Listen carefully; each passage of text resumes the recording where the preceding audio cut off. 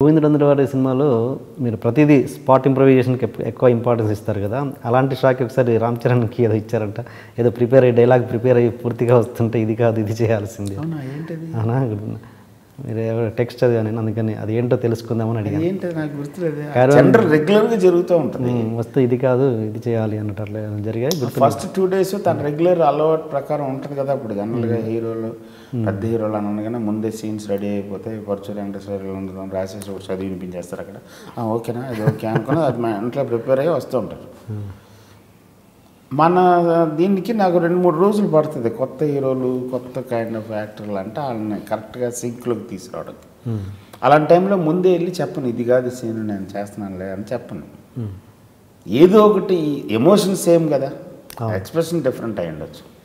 So connect అవ్వడం లేదు అనుకుంటాను. అందుకని ఇక్కడికి వచ్చినది అంటే అది కాదు ఇలా చేద్దాం ఇలా చేద్దాం ఇలా చేద్దాం. అది చాలాసార్లు జరిగింది. ఒక 4-5 రోజుల తర్వాత చరణ్ వదిలేసాడు. ఇప్పుడు ఎవరైనా సీన్ బట్టి ఏదో చేస్తారు కదా అక్కడికి వెళ్దానా అంటారు. So that's very casual thing. I always do that.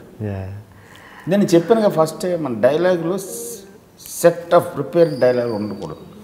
నువ్వు నేను మాట్లాడుకుంటున్నట్టు ఉండాలి. నేను ఒక స్టైల్లోనే మాట్లాడగలను, నువ్వు ఒక స్టైల్లోనే మాట్లాడగలను. అదే కావాలా. ఓకే. అండ్ ఇదే విషయం రాఖీ విషయానికి వస్తే జూనియర్ ఎన్టీఆర్ ఆయన కోర్టు సీన్లో చెప్పిన సీన్ అది కూడా అది నాట్ ప్రిపేర్డా? అక్కడ స్పాట్లో రాసింది. స్పాట్కి వచ్చిన తర్వాత పరచూరు గోపాలకృష్ణ గారితో ఒక వెర్షన్ రాయించాను. సరదా రాయన్ గురు గారు అంటే ఆ నోట్ రాశాడు. టపటపటమని రాశాడు. ఆ తర్వాత ఉత్తేజ్కి చెప్పాను. ఉత్తేజ్ ఉన్నాడు, ఉత్తేజ్ చెప్పాను. ఉత్తేజ్ ఒక వెర్షన్ రాశాడు.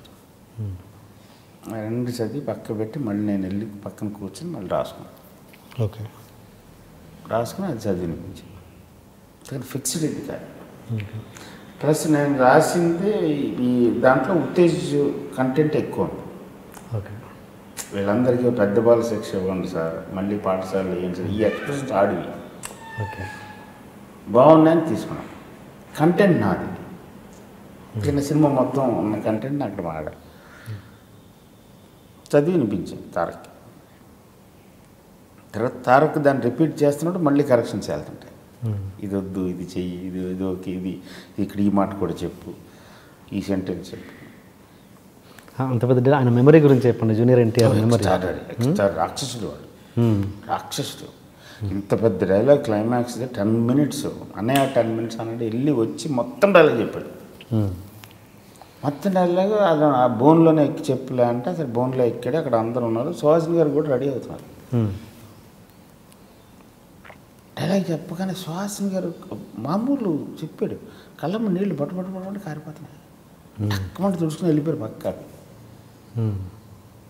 అది తారక్. అదే అదే బా అంత మెమరీ నాకు తెలిసి ఏ హీరోకి లేదు కదా. మహేష్ కూడా ఉంది. Mahesh. Okay. Very good member.